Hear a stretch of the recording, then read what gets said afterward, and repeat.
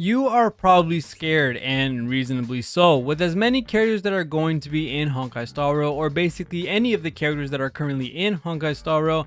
Each one character is a very big resource dump, and as with little resources that are in the game currently, it is kind of hard to level out as many characters as you possibly want. So a lot of people have been skipping out or basically not building characters for the sole purpose of they are scared to waste them or end up using them on a character that's going to be, I guess you could say, switched out earlier than other characters. So today we're going to be breaking that fear and talk about all the characters that are 100% worth the investment, and also all the characters that are going to be memory of chaos proof.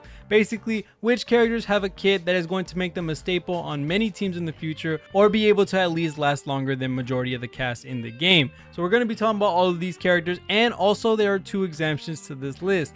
One thing is that we will not be talking about DPSs for sure, because DPSs are usually the characters that are going to be switched out the fastest, and especially with how easy it is to become the best in slot for ice teams, wind teams, or whatever type of teams, these characters can be replaced very easily, while supports, healers, tankers, all these characters can provide a little bit more substance to a team rather than just do damage. So these characters take a lot longer to be able to be phased out of their teams. So other than that, let's go ahead and start talking about that. And also, I forgot the last thing. When it comes to enjoyability versus meta, enjoyability will always win. If a character you've already summoned for, or a character that you will be summoning for, is in your eyes, you go ahead, get that character, build that character. No matter what, if this game is not enjoyable to you, there's no point in playing. So we'll get whatever character you want that's going to make it enjoyable and go and level them up, because it will always be worth the investment if it's a character you want. So let's go ahead and start talking about the characters that are going to be standing the test of time and are going to be memory of chaos proof. Starting from the bottom, and of course in no real list because I'm just going with the character databank is going to give me,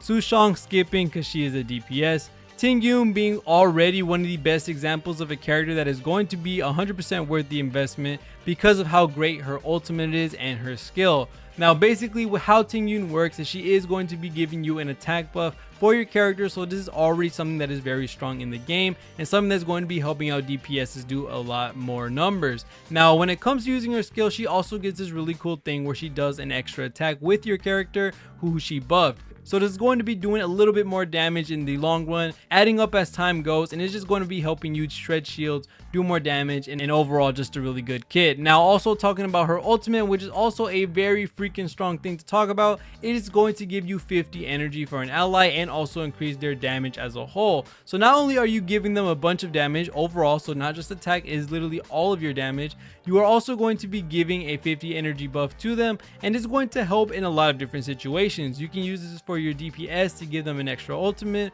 or to give them closer to their ultimate, or basically give them their ultimate and they'll be doing more damage. Or you can use this in a more critical situation where you can give this to your tanker or your healer, where they're able to give a team-wide shield or a team-wide heal, and this can really help in those really critical situations, especially in Memory of Chaos where things can go south very quick. So this ultimate can be used in a lot of different options and a lot of different universal situations that many other characters can't have this ability. So having this ultimate, having her skill doing more attack buffing and her ult doing more damage buffing, and also being able to do a couple of attacks with other characters, this is overall just a very strong character to have. And also with Eidolon, she's able to boost speed as well. So this is just an overall very strong character and 100% worth the investment. Qingque, although she's not a main DPS technically, she of course isn't consistent, isn't really reliable, so we're going to go ahead and skip her. Hook is also another character that is not 100% a DPS, but she is more on a burn or dot type playstyle. Now she could end up being very good for niche teams like dot teams, especially with Kafka coming out, but at the moment we're going to have to skip. Same goes for Sampo. He's really reliant on his dot as well, and especially with his break effect type playstyle, with him having very good shield breaking, but not 100% worth the investment when it comes to how long a character can stay and not needing a very niche team, I guess you could say, to be able to keep them afloat. The next character, which is 100% worth the investment, is going to be Pela.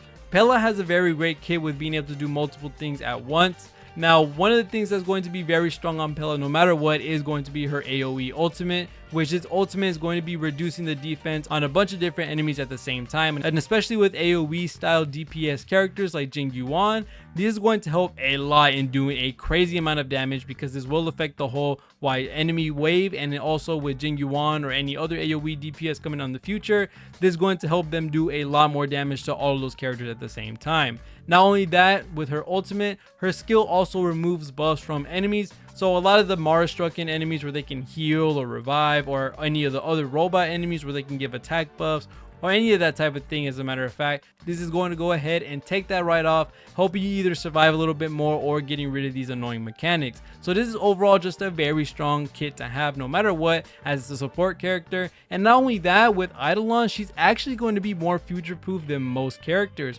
because with her Eidolon 4, which you're going to end up getting this eventually as she's put in more banners, but with her Eidolon 4, she's actually going to be reducing ice res, which is going to be putting it more into the playstyle of mono DPS type characters, whereas more like full ice teams, full wind teams, stuff like that. And her having this Eidolon 4 is going to be putting her in a very far future for her to actually be taken out of the team. So this is 100% worth the investment when it comes to a character that's going to be standing the test of time. The next character as well, I think this is more than 1,000,000% worth the investment, is Natasha. She is the only healer that is a 4-star and also free to play besides Bailu and Luocha. Now Bailu of course is going to be a lot harder to get because she is a standard banner unit, and same thing with Luocha, is a premium banner, so not really the most accessible to many people. Natasha just has so much as a healer to her kit. She's able to cleanse, which Bailu does not have innately. She's also able to have an AoE heal. She has continuous heal on her skill. This is a very great character to have, and a very great character to build no matter what for Memory of Chaos on each team, or whatever team you're going to put her on. She's just well worth to be put on a team, period, for any portion of hard content or any in-game content, you know, like the simulated universe or Memory of Chaos or a boss event. This is just an overall great character because she has cleanse, because she has continuous healing, because she has that ultimate AoE heal. It's just the overall really great AoE healer. The next character is Serval, not 100% a main DPS. She's very great with shield break, and she also adds shock. While this is very great, I do think other characters can easily fulfill this spot when it comes to an AoE shield break character, so we're not going to be putting her on that list. Herta, same thing. She is very great on shield break. She has a really nice follow-up attack when enemies are lower than 50%, but I don't think 100% at the current moment that she's going to be on that 100% investment list. Asta for sure will be on that list because of how much she has on her kit, and she is probably one of the stronger characters when it comes to being, you know, a long invested character or a very strong character, because she has multiple parts to her kit that help out the team. For one of her things is going to be her skill. Her skill, although doesn't do a crazy amount of damage on builds, but without it being built anyway, this is a very strong shield breaking option, especially with Eidolons as well. She's going to be getting an extra hit with this skill, and even if this skill hits multiple enemies, which is going to end up helping you in the long run as well, or hitting a single enemy, you're going to have some crazy shield break on any fire weakness enemy when it comes to using the skill. And if it does hit a bunch of different enemies and you don't really get that shield break, well, guess what happens? She gets her talent buffed up, which is going to give you attack on all your allies. So this is overall just a win-win situation. Either you get a shield break, or you even get multiple shield breaks, and you're going to be raising your attack for all your allies. Not only that, she has an amazing ultimate where she's able to increase speed for all allies, which, as you may know, speed is a very important subset to have. And with being able to increase it for 2 turns by 48 at level 9, yeah, that is a lot of speed to be putting on a character, and it's going to be helping you skip turns, being able to get more skill points with as many characters that can come out so that your DPS can do what he needs to do. Now, going on to the next character, we're going to be talking about Arlen. Of course, Arlen, not really the best situation, I guess you could say. I think he's a main DPS, so skipping anyway. Donghung, another skip as well, even though he is very nice. We're gonna have to skip him because he is a DPS. March 7, she's in a tricky situation because we do have Fire MC, which is also a very great free-to-play guard or free-to-play tank. March 7 works on a couple of teams, especially with Clara with wanting to taunt, but she also becomes a detriment to that team just because she can end up freezing the enemies and also make it a little bit harder for Clara to get those follow-up attacks. If the enemies are frozen, they won't be able to attack her, but she becomes amazing when it comes to having her on teams with Yangqing, because Yangqing doesn't want to get hit, so you can add taunt to some other character. She can be good, but I don't think she's 100% worth the investment. She can be nice on mono ice and she can be good overall, but I do think Fire MC puts a little bit more work or a little bit more benefit to the team rather than March when it comes to all the things that you can do with Fire MC. And with March being a detriment to a couple of teams and with her being a benefit to some, it's a pick and choose when it comes to how good March is. So I would put her at a 50-50 spot, but we're talking about the most 100% characters that you want to use for, you know, the long run or Memory of Chaos. So I might have to say skip for March. Yongqing, of course, main DPS, we're gonna have to skip. Tingyun, main DPS, we're gonna have to skip. Clara is, I think, a very sleeper option. I know a lot of people have been talking about how she's very great, but I don't think anyone understands how great she is. Although she is a very good damage dealer standalone, people don't understand that she is an amazing defensive option for Memory of Chaos because you are able to grab that taunt from enemies to yourself as Clara innately and also from her ultimate. So this is very strong to have, especially if you already have a healer on the team. Clara will end up doing a bunch of damage and also take the hits away from your other teammates. So Clara is just a very good option to level up if you have her, which if you do, you need to level her up because she's insane in the higher tiers of Memory of Chaos and also in any type of other endgame content, just because she has an amazing skill that does AoE damage to the whole wave. She has an amazing ultimate that grabs taunt and does a crazy amount of damage to surrounding enemies when she ends up getting hit. Clara is just an overall very well worth investment character just because she can double up as a DPS and also an amazing defensive option without her really trying to be. Next character is Celit. As I said before, not really worth talking about the DPSs. Now with Bronya, I think she's going to be a very strong character to have, especially if you have characters like Celit or any other characters that really want that speed or that turn. You really want to have Bronya on that team, and she's just going to be overall a very great character to have for any DPS. So if you end up getting Bronya, this will be 100% worth the investment because she's able to give you cleanse on her skill. She's able to give you that turn on her skill, attack buff on her skill, and not only that, she's able to give you crit damage as well from her ult and is team wide as well. So putting in that extra damage, of course, having 5-star supports is always going to be 100% worth. Wolf, I don't think I even need to give her an explanation. She's just way too broken with her adding elements to shield breaking for her to be adding 50 debuffs when it comes to using her skill or her ultimate, having defense shred on her ultimate. Of course, Wolf is worth it. Welt, very amazing support. I haven't seen enough people talk about Welt. Yes, he is really good. Having slow is very strong, will always be strong. But having imprisonment from being an imaginary character is a very strong thing, and I think we're going to be seeing that exaggerated very, very soon with Luocha and how his ultimate works.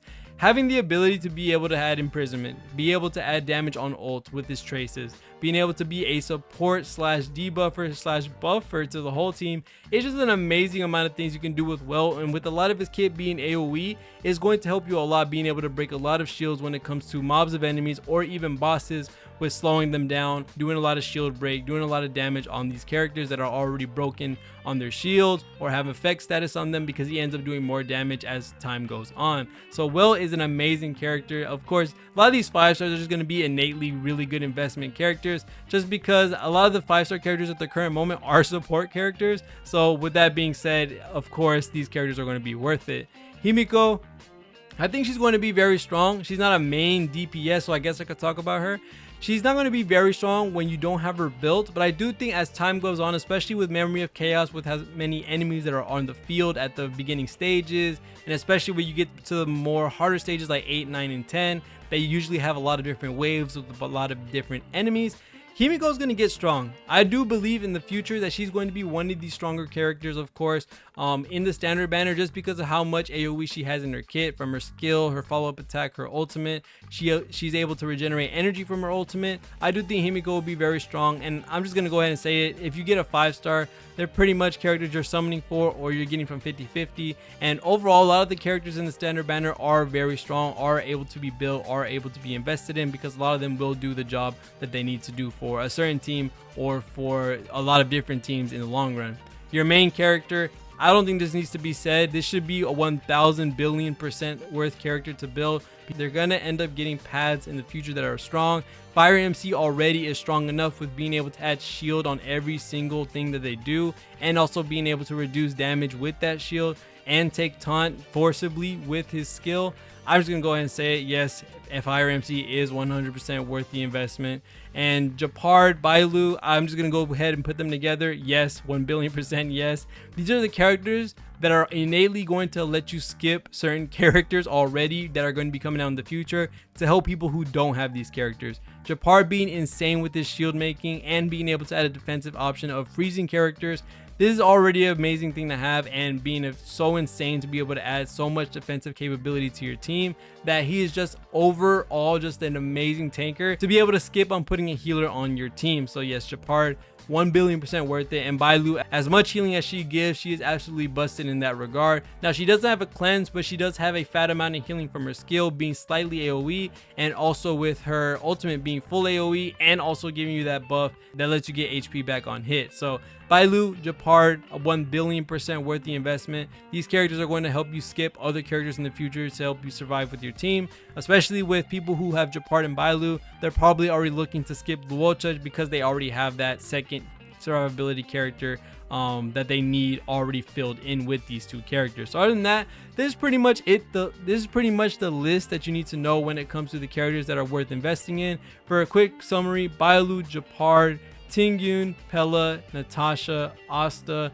March 7th kinda, but not really. Clara 1,000%, Bronya 1,000%, Silver Wolf 1,000,000,000%, Welt 100%, Himiko 100%, and your own main character 1,000,000,000,000%. These are all the characters that you 1,000% would need to invest in and will actually stand the test of time, because these characters will be putting in a bunch of effort when it comes to making them parts of your team and staples to many other teams in the future. So other than that, thank you guys so much for watching all the way to the end of the video. See y'all in the next one, and peace.